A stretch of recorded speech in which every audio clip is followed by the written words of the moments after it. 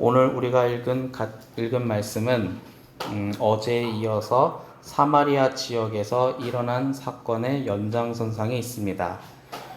원수 같은 지역이었던 그 사마리아 지역, 예루살렘 교회가 박해되던 그 가운데서도 사마리아 지역에 복음이 전파되었고 그곳에 큰 기쁨이 있었다라고 하며 말씀은 마무리 지었습니다.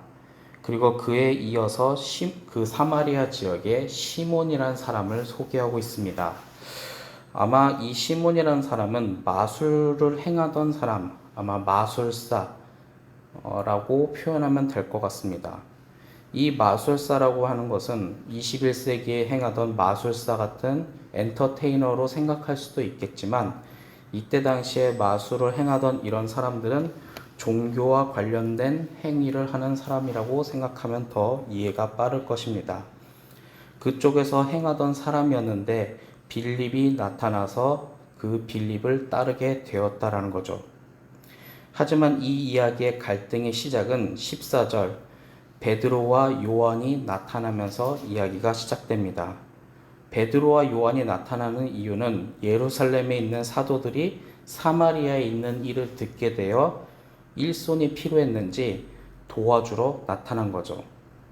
그런데 여기에 나타난 베드로와 요한이 와서 보니 주의 이름으로 세례는 받았지만 성령에 대해서 성령이 임재하는 것은 부족했던 건지 성령 받기를 위해 기도하면서 성령에 대한 기도를 많이 했던 것 같습니다. 여기서 그러다 보니 세례와 성령의 차이점은 무엇인지 한번 생각해 볼 필요가 있는 것 같습니다. 물론 세례는 행위적인 의식, 그러니까 내가 이제부터 예수님의 이름으로 살겠습니다라는 그렇다고 해서 다시 엄마 뱃속으로 들어갈 수는 없으니 다시 태어나겠다는, 다시 시작하겠다는 뜻을 갖는 행위, 어쩌면 의례적인 것처럼 보일 수도 있겠지만 세례도 내 마음을 새롭게 하는 재출발의 의식이라고 볼 수 있습니다. 그렇다면 성령은 무엇일까요? 성령은 어쩌면 우리는 이렇게 오해할지도 모르겠습니다.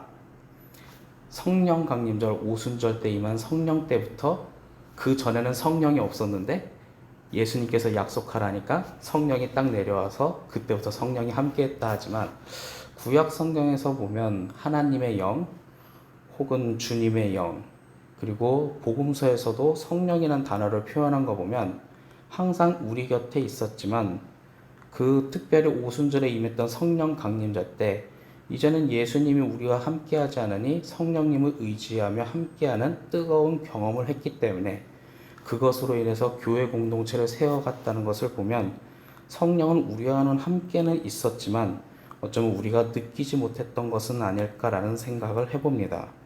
이런 것처럼 성령은 우리와 함께 있었는데 우리가 그것을 붙잡지 못한다면 우리가 그것을 토대로 아무것도 주님의 능력을 행하기가 힘들다는 거죠.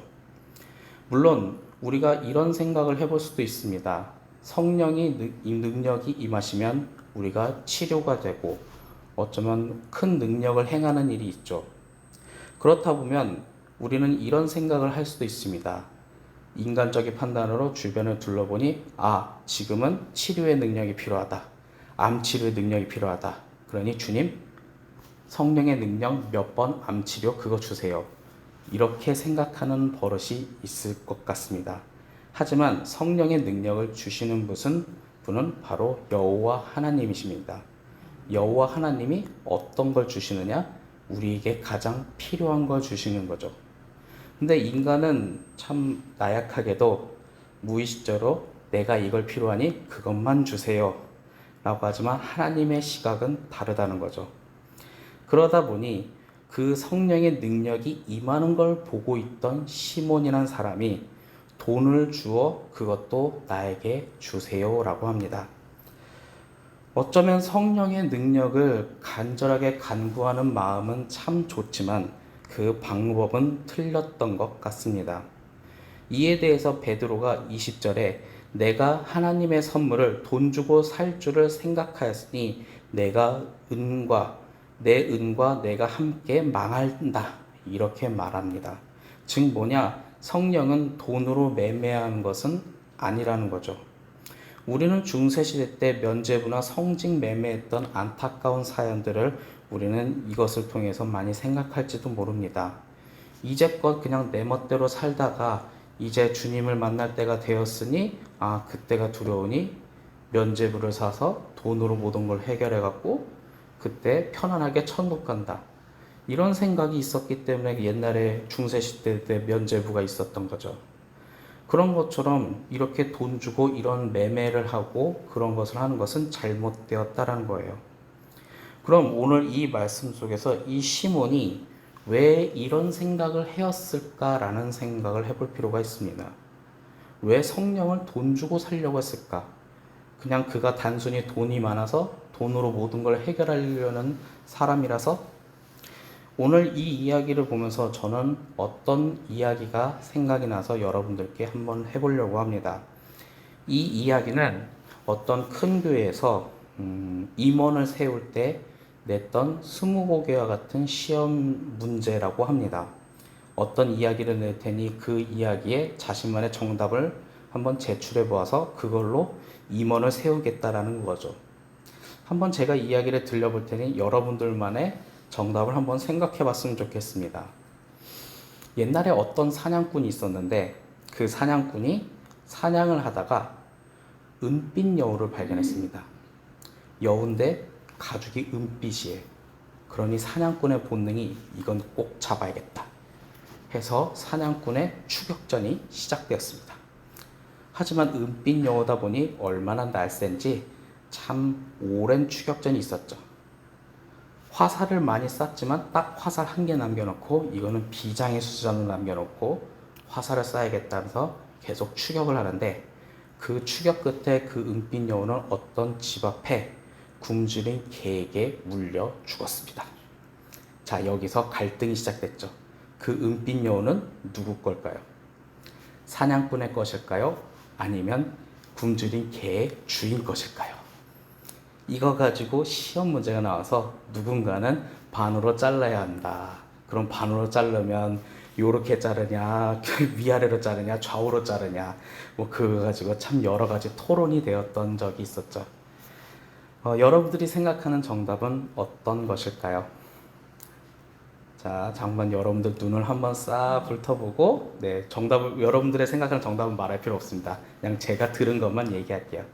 제가 들은 정답은 딱 하나였습니다.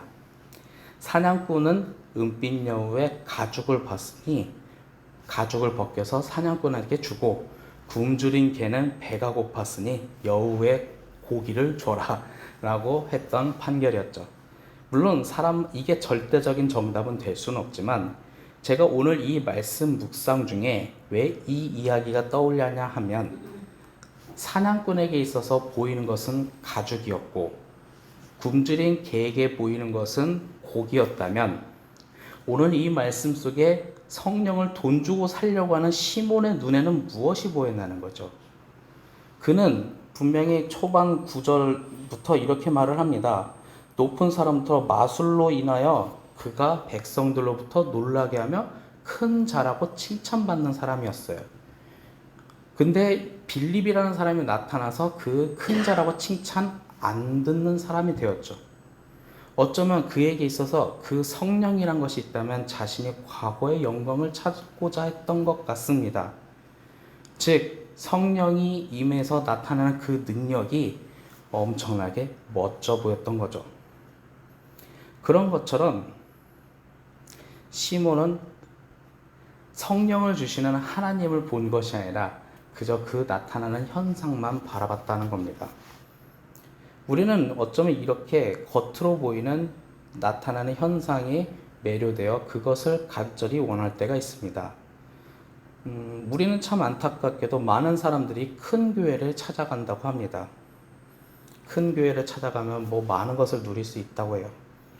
하지만 현실적인 얘기를 하자면 큰 교회에 멤버십이 되는 데는 시간이 오래 걸립니다. 왜냐면 큰 교회니까요. 그런 것도 모르고 무조건 거기 갔다가 자기가 멤버십을 못 누리게 되니 다른 교회를 가는 사람들이 나타나는 것은 제가 많이 듣기도 합니다. 그건 그 사람들이 무엇을 바라봤냐는 거예요.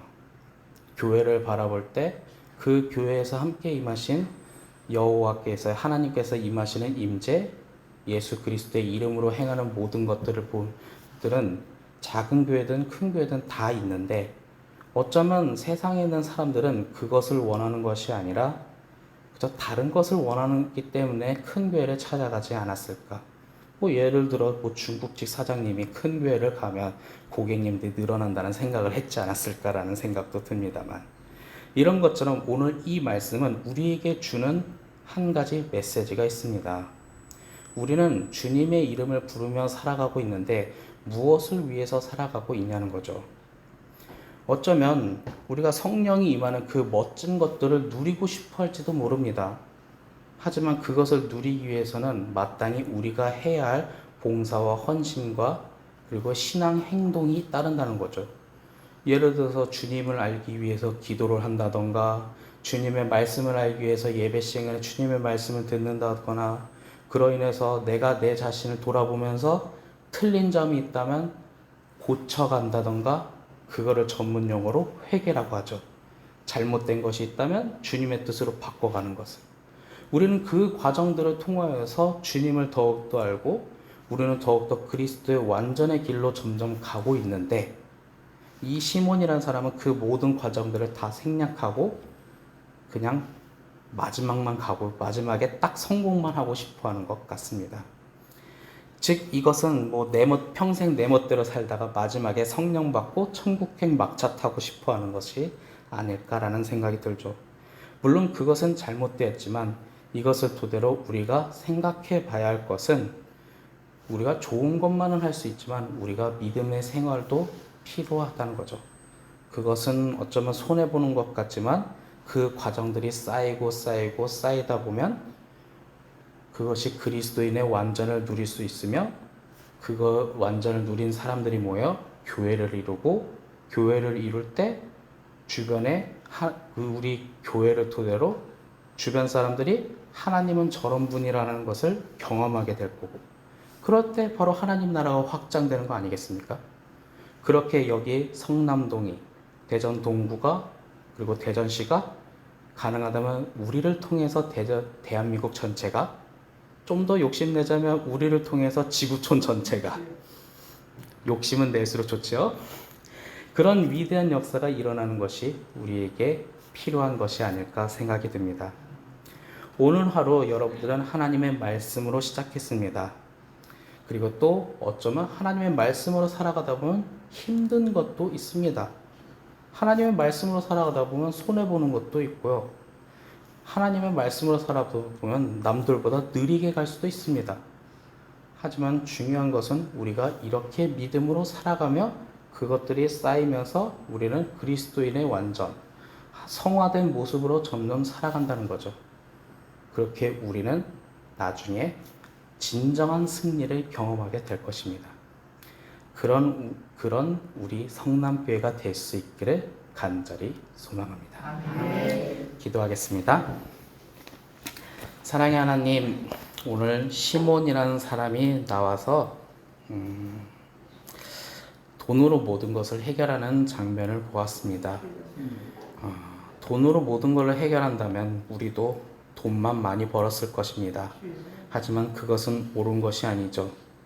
신앙으로 살아가고 하나님을 알아가고 하는 그 모든 과정이 우리에게 힘이 되고 능력이 될 줄 믿습니다. 아멘. 오늘도 우리는 주님의 말씀으로 살아가기에 노력하고 그 과정에서 하나님을 더더욱 알게 될 것입니다. 아멘. 그 모든 시간들이 우리에게 쌓여 우리는 점점 더 주님께 나아가고 그리스도인의 완전의 삶을 살아갈 것입니다.